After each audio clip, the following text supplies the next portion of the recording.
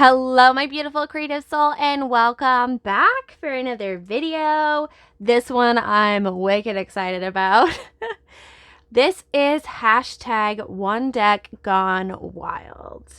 And I was really intrigued by this tag the second it came out, which was, I think, several months ago now, because it was right around the time that hashtag 21 tarot questions came out, which I also did a VR too if you want to watch that. But that video was essentially like answering 21 tarot questions with like a different deck as each response.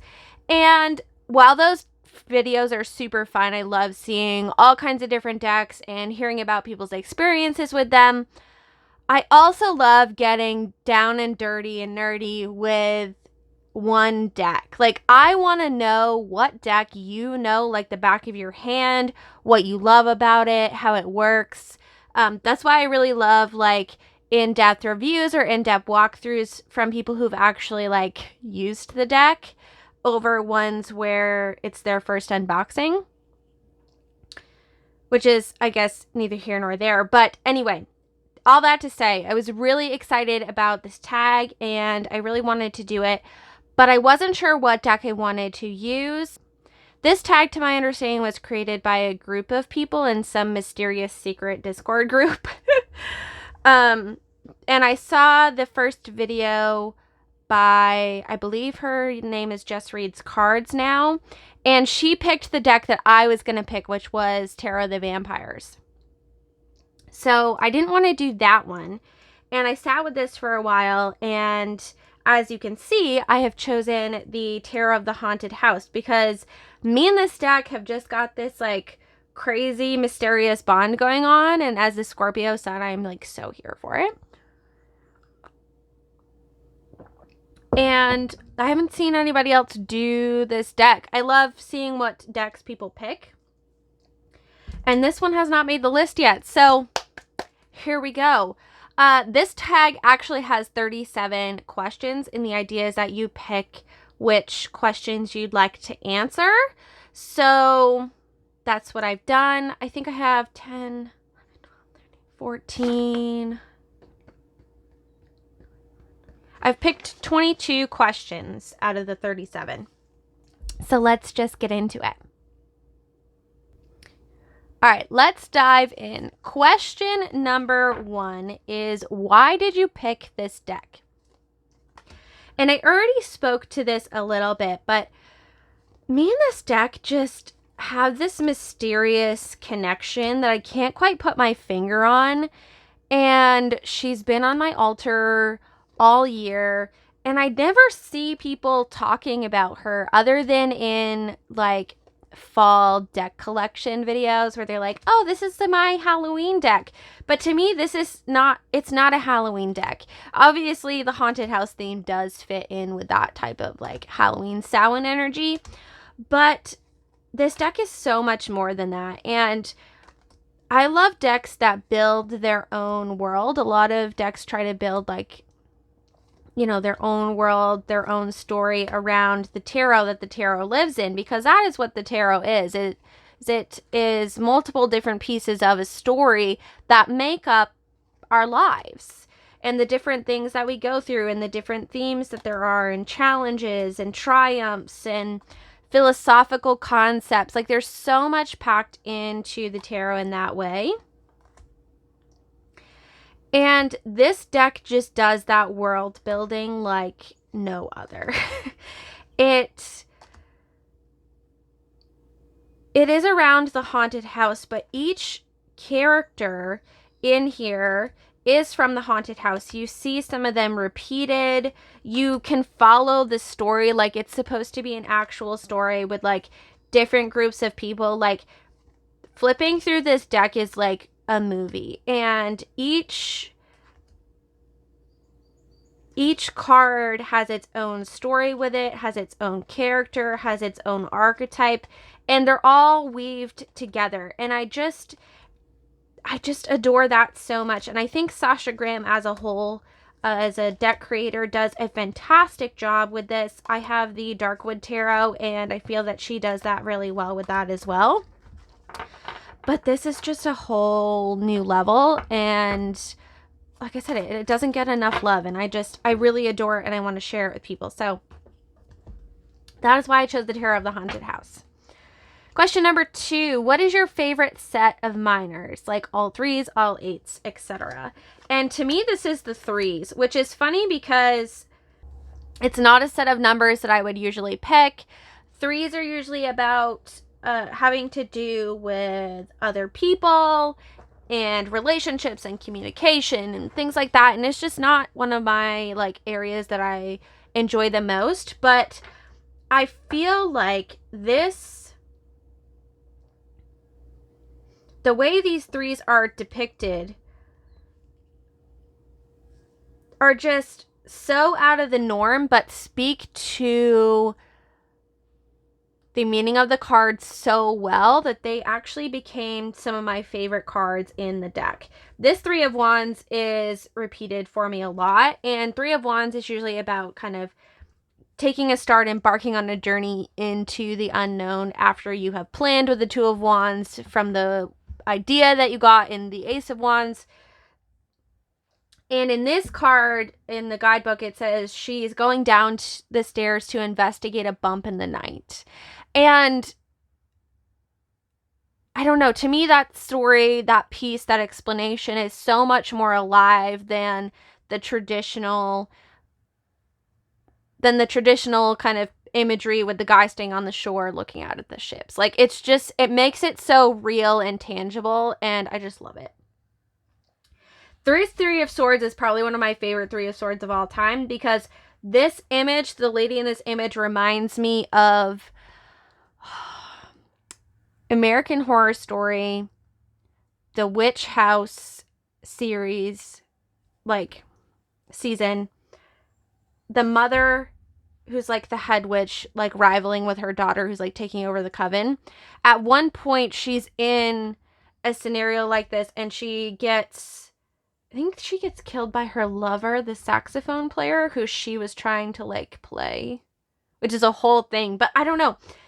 She's just a strong character, and in her brain, a lot of like everyone was out to get her. Like a lot of her troubles came from her own inner turmoil, and then what she did to others made others do that back to her. And I feel like the 3 of Swords heartbreak often is about not so much what someone else did to us, but how we're reacting to that, and the inner turmoil and heartbreak that we create by ourselves by telling ourselves a specific story. And I don't know if that was the intention with this card, that was who they meant to depict, but that's just what that speaks to me. 3 of Pentacles isn't so much alive as the other cards in this series for me. It's one that I struggle with anyway, but just in like terms of it's not a theme that I enjoy exploring, but it is help from others, which speaks to itself, right? That's like a theme that I constantly comes up for me that I need to like work through. But I just thought it was such a beautiful depiction, because it looks like this is a ruin. Like this is something has happened, something tragic, and they're all in this kind of ruins together, and she's really having a hard time, and he's reaching down to like help her. He's like, look, like, we're here for you, we get it, you know, we're all in this together, and we're gonna figure it out. That's kind of the energy I get from this card, and I really appreciate that. And then the last card here with the 3 of Cups, usually the 3 of Cups is celebration with others, and I feel like this card, I can't remember what the guidebook says, but it doesn't matter, because to me this card is like, she feels so removed from everybody else, and she's watching these other people celebrate from afar, and she's almost trying to reach out and touch it, but she's so like contained in her own mystical, intuitive, watery world. And there's a sense of longing, but contentment at the same time. I don't know. It's just so, they're so juicy. There's so much there. There's such a different perspective with the example of the traditional meaning of the card woven into there. And I just love it. I love it. So those are my favorite set of minors. Next up, we have what card reminds you to relax when it comes up. And to me, this is always the Four of Swords. And this is kind of like the traditional meaning of the card. So I guess it's kind of like, duh. But I don't know. It reminds me to take time out, to not let like things in my mind get the better of me. I'll often, not often, but like sometimes I'll get into this place where I just like, I hyper focus on something that I don't even need to be thinking about. It's like a problem that may or may not happen, like, you know, down the road before I've even like made a concrete decision about something. And I can get stuck all day and just like problem solving for this non-existent problem. And I think it's just to avoid other things that I'm doing. But when I get this card in that moment, I know like, hey, it's time to like, we're quitting. We're done. Chill out. I also get this card often when I like at night. I often draw cards before I go to bed, and I'll just be like sitting there and I'll be asking question after question and pulling card after card and just like communing with the deck over and over. And then when I get this card, they're like, chill the F out and go to bed, lady. Like it's time to go to bed. So that card reminds me to relax. Let's see. Your favorite representation of the color blue in the deck. And this is the Three of Cups. Again, it's such this beautiful, like turquoise blue. Reminds me of like the clearest water. I don't know. There's something just so juicy about it. And I love that it's not a blue blue. It's like a blue green. And I love that they made it monochrome with like her under the water. I don't know. It's just a great, oops. It's just a great representation of that color, and I really enjoy it. Question number 5. Your favorite representation of whichever card. I actually could have chosen like half the friggin' deck for this question, but I narrowed it down to 2. And the 2 that I picked were the Empress and the Four of Cups. I picked the Empress because the Empress is often one that I struggle with. Often the Empress will be shown as, most of us know, a pregnant woman. And when you look at the keywords for the Empress, one of them that always jumps out is creativity. And I can never remember that because to me, being pregnant does not scream creativity. It's not a desire that I have in my life at this point. And it just kind of like turns me off of it. But this Empress, for the first time, I was like, this means creativity. Like, this is the card that talks about your creative spirit, your essence, your newness, nurturing it, right? She's got the flowers around her. She's clearly in this like mansion bedroom, right? And she may or may not be pregnant, which is indicated kind of by her holding her stomach there. But I feel like she's really focusing on harnessing her power in the creation and putting her energy into whatever she's doing here. And she's doing it in solitude. She doesn't need an audience. She's so strong and just like doing it. So I love that depiction of the Empress. And then this Four of Cups is just a fun one because while it is very traditional to like the regular boy like sitting on the tree, ignoring the cup that's being like offered to him, I feel like it's such a perfect representation of like stewing in your own shit with like all kinds of stuff around you. And obviously we have someone who's like trying to be like, here, like chill the F out. Here's your wine. Like you have all of this in front of you. You have like small cups all the way to the big cups. And I'm trying to hand you like the biggest cup. and you're just like so friggin' pouty that you like don't even, like, it doesn't even register in your mind. Maybe because I love red wine, this like speaks to me. But I don't know, it's such a fun way to represent the card, and one that I can relate to, and I really enjoy that. Sip of coffee here.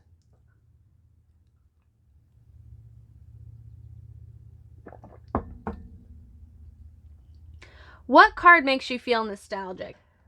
I'm not someone who identifies as being someone who is nostalgic. I'm not really focused on things that happened in the past. Usually I just like to forget it and move on, which is funny since I'm like an avid journaler. But anyway,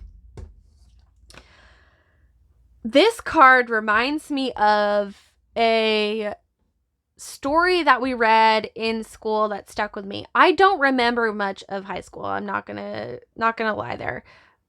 But for some reason, there were a couple things that stuck with me. And one of them was when we read The Most Dangerous Game. And I just thought it was so interesting, the concept of the story where the guy, like, brings these people to this island and then they have to survive because he's hunting them. I've always been interested in, like, extreme survival scenarios, especially when you're surviving against other people trying to, you know, take you out. And I don't know, this card just reminds me of like the guy in The Most Dangerous Game who was like the one hunting the people. I don't know. It just brings up that enjoyment of that story for me and makes me feel nostalgic.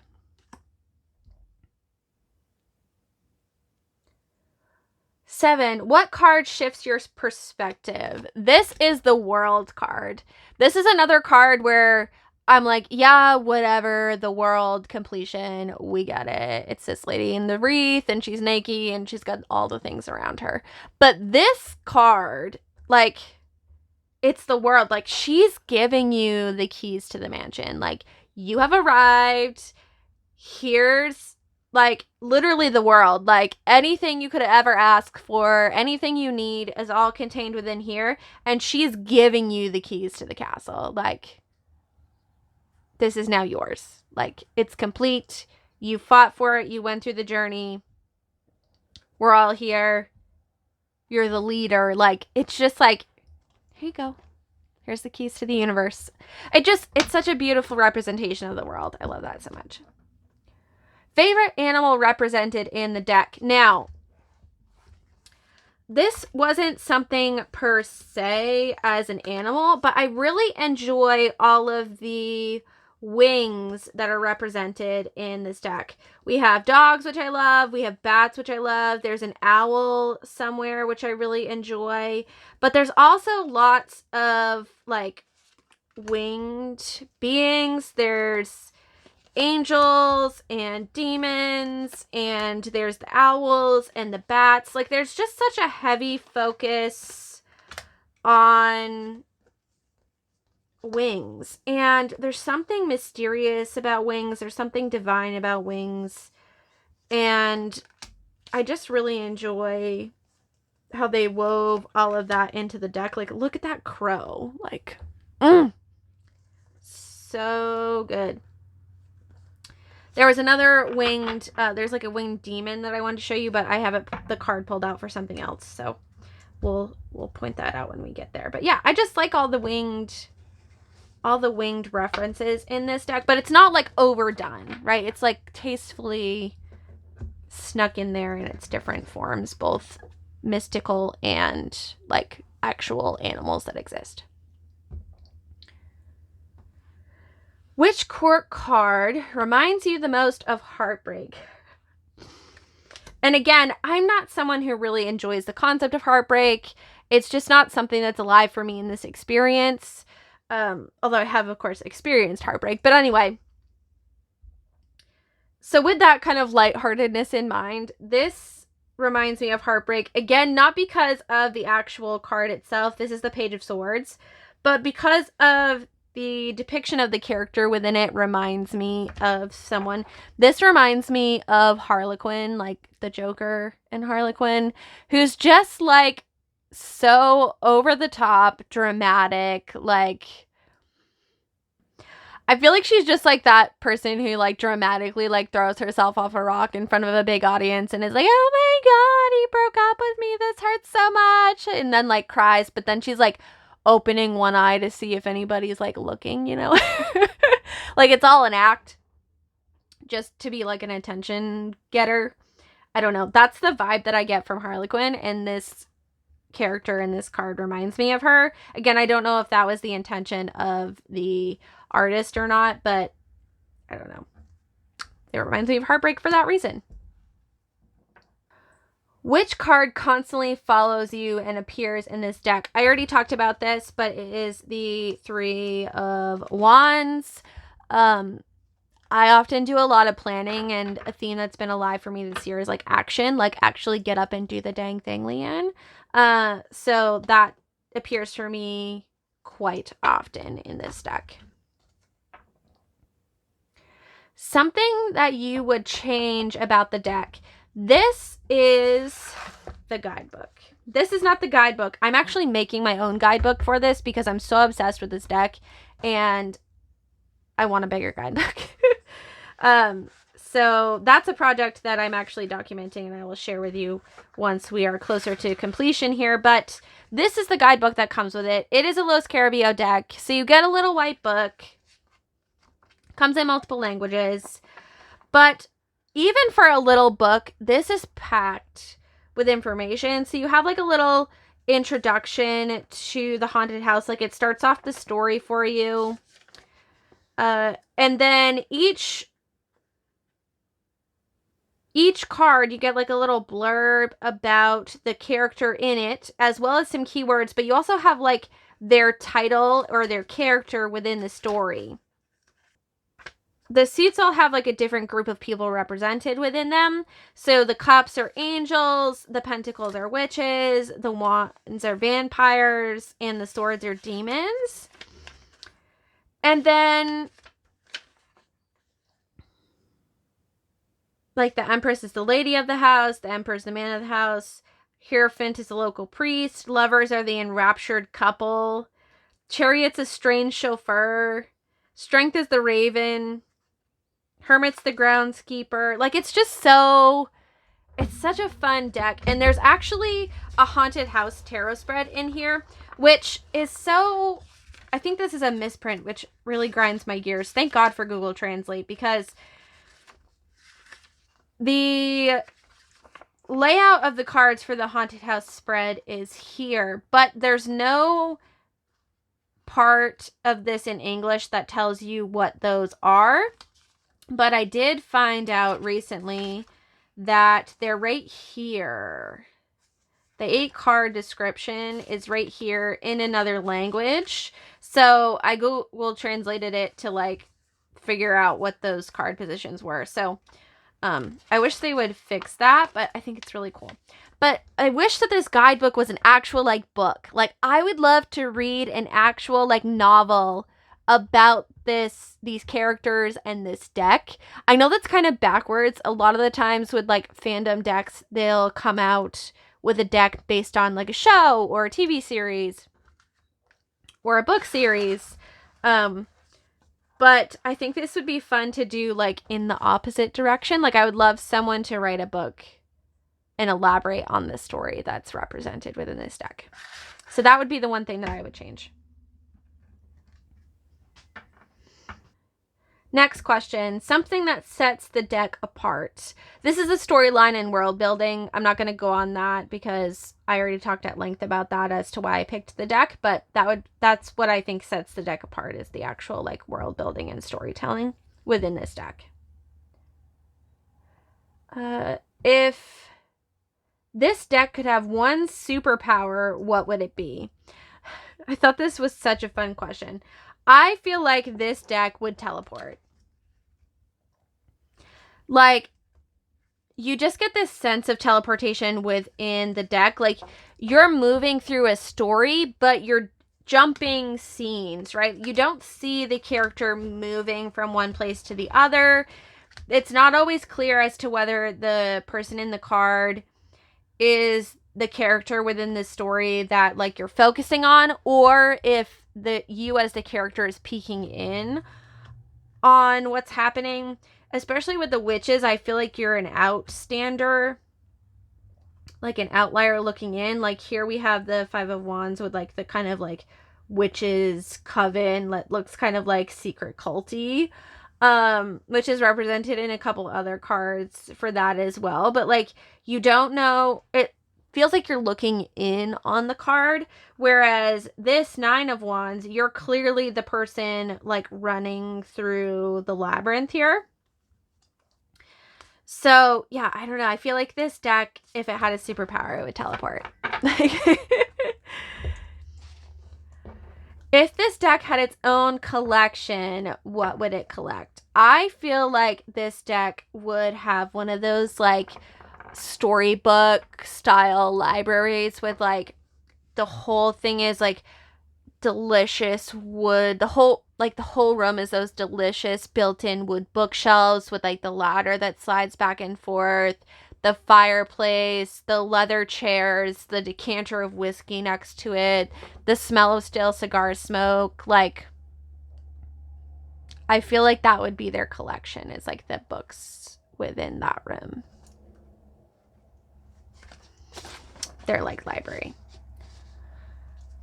Next question. Most and least favorite card and why? Okay, so I picked a lot of cards for this. These are my favorite. Honestly, as you can probably tell, a lot of the deck cards in this deck are my favorite. But these three cards, which I hadn't mentioned in another category, I wanted to make sure that I mentioned.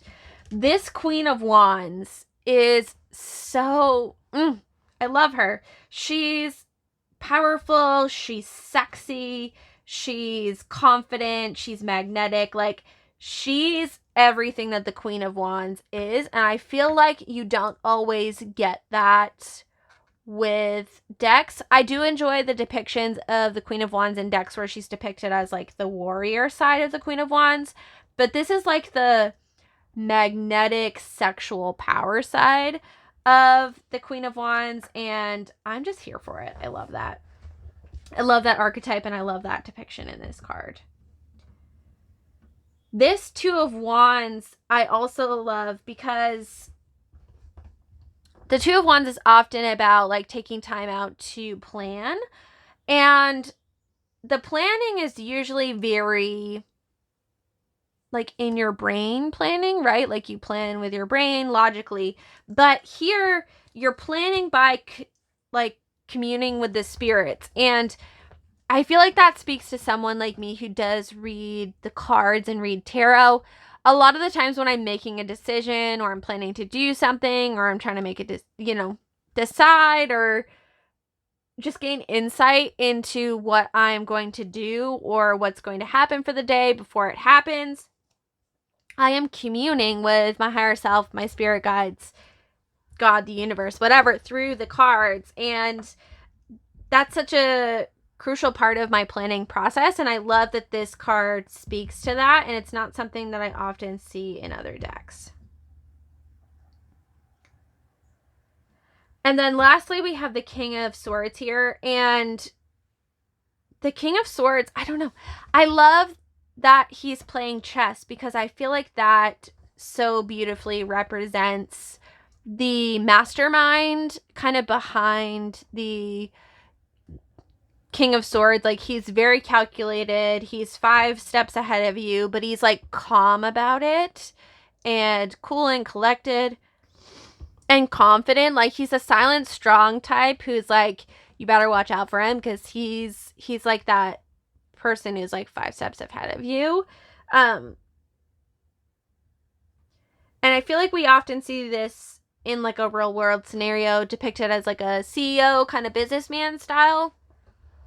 If it, it all strays from the traditional court card looking things. But I don't know, this chess player I really like how they did that. So those are my most favorite cards from the deck that I didn't mention in other categories. And then my least favorite are these two. The Queen of Swords, which is ironic, right? Because I talked about how I loved her counterpart there. But I just really friggin' dislike, I don't know what this goddamn thing on her head is. Like, it's just awful. Like, she's so not sexy. She looks like this, like, weird, sad clown with, like, this weird earmuff lockbox thing on her head. And I just despise this depiction of the Queen of Swords. She looks like some helpless crybaby woman hiding out in a library who, like, isn't even interested in books. Like, she gives me that Harlequin vibes, and I'm just not, that is not the Queen of Wands. I'm just not here for it. And then this is the Wheel of Fortune, and I love the Wheel of Fortune. I love the idea of it. I love change, transformation.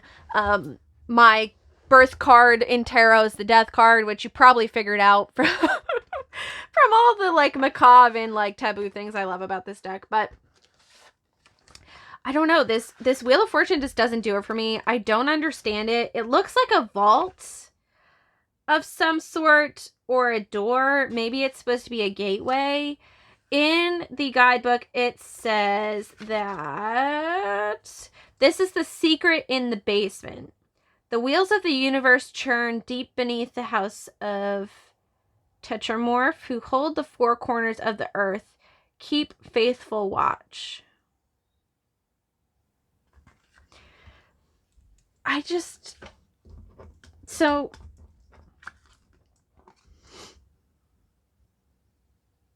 don't know. It feels very, like, steampunky and out of place for the story of the deck as a whole. I get the idea of hiding the secrets of the universe in the basement. I love that we have the Vulture here, which is another winged creature that I really enjoy in this deck. But I don't know. It just doesn't do it for me. It doesn't. These cards don't feel like they belong in the deck, and this definitely does not depict the Queen of Swords energy to me. So those are my least favorite cards in the deck. All right, we're getting close. Only a couple questions left. Does any card remind you of someone, and who? This card reminds me of my husband, Chris, the King of Wands. He is just one of those, like, classic good old guys who just, like, wants to defend his territory and the ones he loves and wouldn't think twice about putting his life in danger to do so.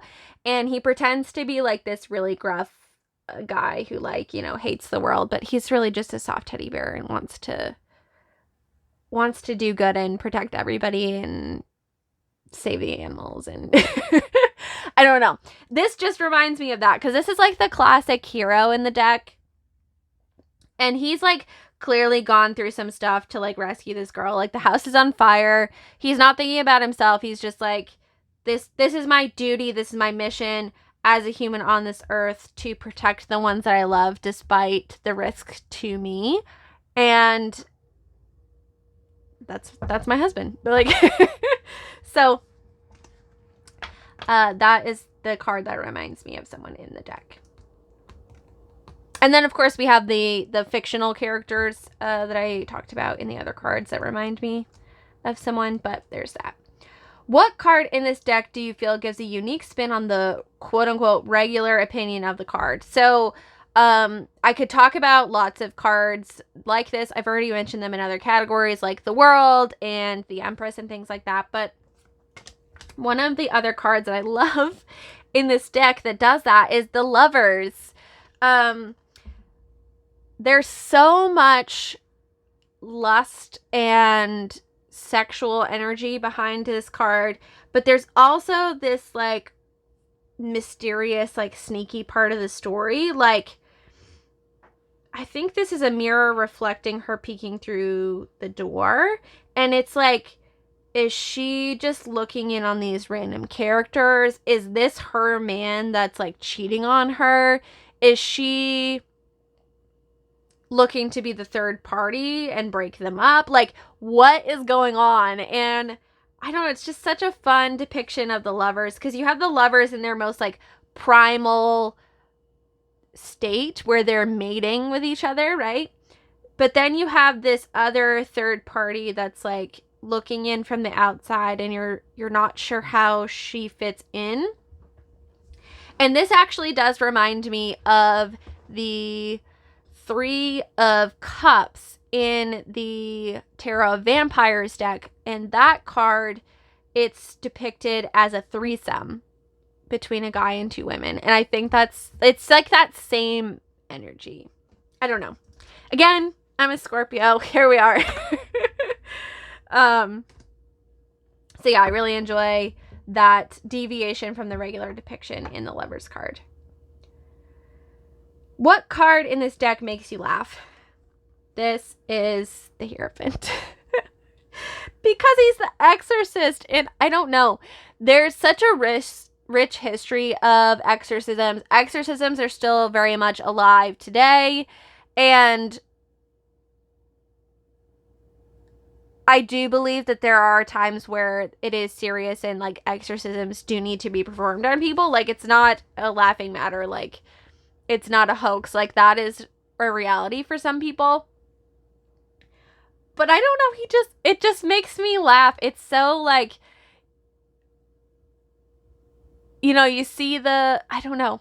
I'm someone who really enjoys humor in horror movies, and for some reason the exorcism always just kind of makes me giggle, just because it's so dramatic. They're like all contorted, and they're like tied down to the bed, and they're like, ah, like roaring, and there's usually saying something like nasty. And here's the priest, and sometimes he looks very confident, and other times he is like shaking in his boots with his holy water and his little prayer beads, and he's like, oh my god. I don't know, it's just, it makes me laugh. And that was the last question. I had started a couple other ones that I thought I might want to answer, but I didn't like, I wrote down the answers next to the questions I was going to do, and I didn't write down answers for that. So